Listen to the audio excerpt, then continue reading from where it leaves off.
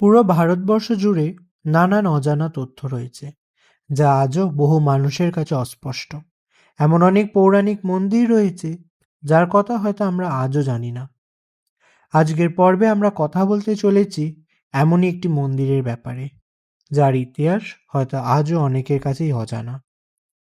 আজ আমরা কথা বলবো দক্ষিণ কলকাতার অন্যতম বিখ্যাত কালীক্ষেত্র কালীঘাটের ব্যাপারে। দক্ষিণ কলকাতায় অবস্থিত এই মন্দির সাক্ষী রয়েছে বহু অলৌকিক ঘটনার। নানান জানা অজানা তথ্য নিয়ে শুরু করছি আমাদের আজকের নিবেদনটি। নমস্কার আপনাদের সকলকে। আশা করছি আপনারা ভগবানের কৃপায় সকলেই খুব ভালো আছেন। আজকের পর্বে আমরা মা কালীর যে ব্যাপারে কথা বলতে চলেছি, তার সেই রূপ দেখে হয়তো আপনাদের হৃৎপিণ্ডও কেঁপে উঠবে ভয়ে। কালীঘাটের এই মন্দির এখনো পর্যন্ত নানান পৌরাণিক ও ঐতিহাসিক গুরুত্বের কথা বহন করে চলেছে। দক্ষিণ কলকাতায় অবস্থিত এই কালীঘাট মন্দির অন্যান্য সকল কালী মন্দিরের চেয়ে আলাদা। এই মন্দির প্রতিষ্ঠার এক ইতিহাস আছে। সেই ইতিহাসটি হয়তো অনেকের কাছেই আজও অজানা। পুরাণ অনুসারে প্রজাপতি দক্ষ একটি যজ্ঞ আয়োজন করেছিলেন। তিনি সেই যজ্ঞে সকলকে নিমন্ত্রণ করেছিলেন। দেবতা, মুনি ঋষি, যক্ষ, কিন্নর সকলেই নিমন্ত্রণ পেয়েছিলেন সেই যজ্ঞে। কেবল নিজ কন্যা সতী ও জামাতা শিবকে নিমন্ত্রণ করেননি প্রজাপতি। প্রজাপতি দক্ষের কন্যা সতী সেই যজ্ঞে বিনা নিমন্ত্রণে এসেছিলেন এবং সতী বিনা নিমন্ত্রণে যজ্ঞস্থলে উপস্থিত হওয়ায় প্রজাপতি দক্ষ তার সামনে শিবকে নানানভাবে অপমান করেন, শিবের নামে নিন্দা করতে থাকেন। প্রতিনিন্দা সহ্য করতে না পেরে তৎক্ষণাৎ যজ্ঞকুণ্ডে প্রবেশ করেন সতী। সতীর সব দেহটিকে দেখে ভগবান শিব সহ্য করতে পারেন না। তখন সেই সব দেহটিকে নিয়ে তাণ্ডব নৃত্য শুরু করেন শিব।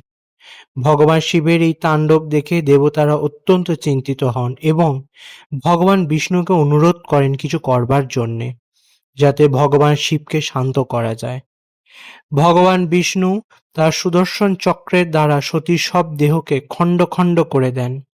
সেই খণ্ডগুলি পৃথিবীর নানান স্থানে ছড়িয়ে পড়ে এবং গঠন হয় 51টি সতীপীঠ। এই 51টি সতীপীঠকে রক্ষা করেন স্বয়ং ভৈরব এবং সতীর এই সব দেহের খণ্ডগুলি ধরিত্রীতে পড়া মাত্রই পরিণত হয়েছিল প্রস্তর খণ্ডে এবং সেইগুলোকেই আজ আমরা 51 সতীপীঠ বলে চিহ্নিত করি। এই 51টি সতীপীঠের মধ্যে অন্যতম সতীপীঠ হল কালীঘাট। কালীঘাটে সতীর ডান পায়ের 4টি আঙুল পতিত হয়েছিল। এবার আমরা শুরু করতে চলেছি সেই ইতিহাসের কথা।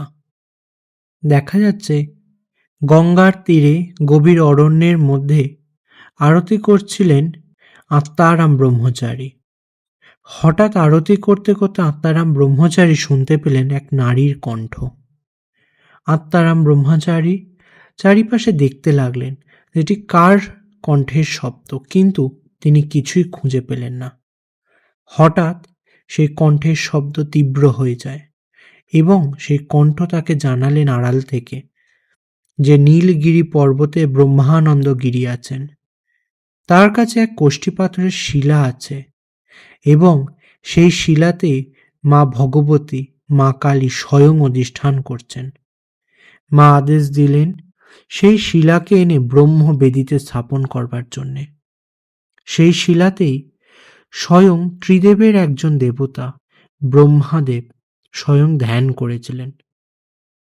অন্যদিকে দেখা যাচ্ছে ব্রহ্মানন্দ দীর্ঘদিন ধরে পর্বতের উপর তপস্যা করে চলেছেন, কিন্তু মায়ের দেখা পাচ্ছেন না।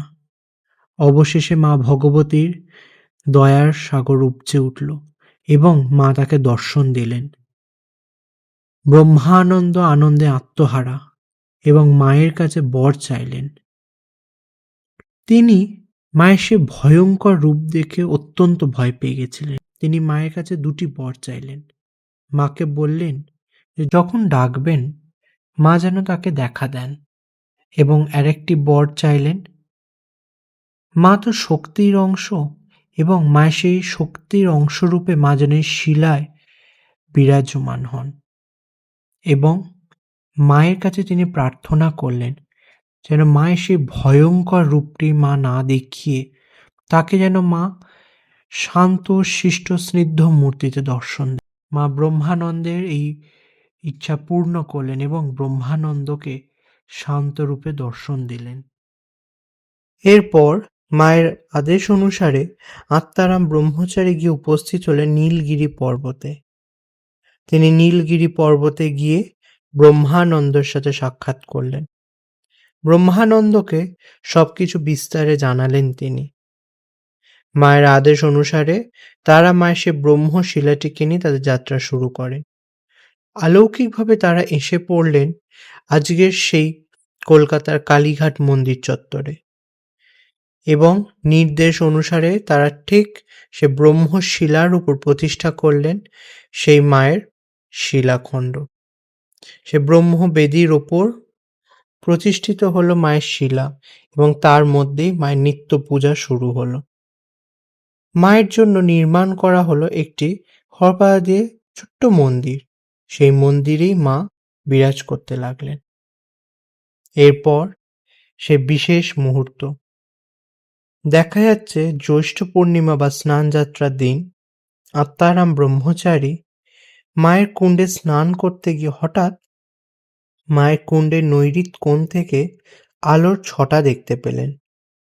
সেই স্থান থেকে তিনি খুঁজে পেলেন দেবী সতীর ডান পায়ের 4টি আঙুল। এরপর থেকে সেই কালী মন্দির হয়ে উঠল মায়ের অন্যতম সতীপীঠ। আত্মারাম ব্রহ্মচারী সেই প্রস্তর খণ্ডকে এনে মায়ের মূর্তির তলায় প্রতিষ্ঠা করলেন এবং সযত্ন সহকারে রেখে দিলেন। এরপর থেকে সেই মন্দির 51 সতীপীঠের অন্যতম। পরবর্তীকালে দেখা যাচ্ছে একদিন সাধক ব্রহ্মানন্দ অরণ্যে ফুল সংগ্রহ করতে গিয়ে লক্ষ্য করেন একটি গরু তার দুগ্ধ বিসর্জন করছে একটি শিলাখণ্ডের ওপরে।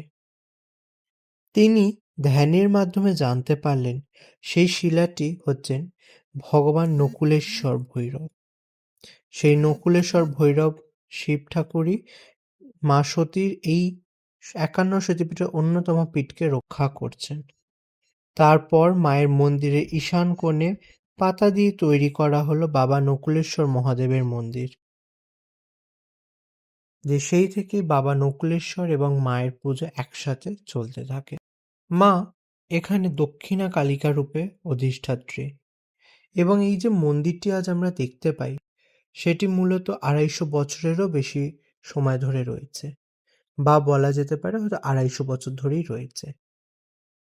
আশা করছি আজকের পর্বটি আপনাদের সকলের ভালো লেগেছে এবং অনেক তথ্য জানতে পেরেছেন। এর পরের পর্বতে আমরা দেখব এই মন্দিরটি কি করে পাতার মন্দির থেকে আজকের এই সুন্দর মন্দিরে পরিবর্তিত হলো এবং শুনব মায়ের নানান অলৌকিক কথা, মায়ের পূজার নানান রীতিনীতির কথা এবং যত ঘটনার জড়িয়ে রয়েছে এর সাথে সব আমরা জানব এর পরের পর্বটিতে। আপনাদের সবাইকে অনুরোধ রইল পরের পর্বটিতে চোখ রাখবার জন্য এবং আপনারা যে এতক্ষণ আমাদের সাথে ছিলেন তার জন্য অনেক অনেক ধন্যবাদ। ভালো থাকবেন। খুব শিগগিরই দেখা হচ্ছে আরেকটি নতুন ভিডিওতে। নমস্কার।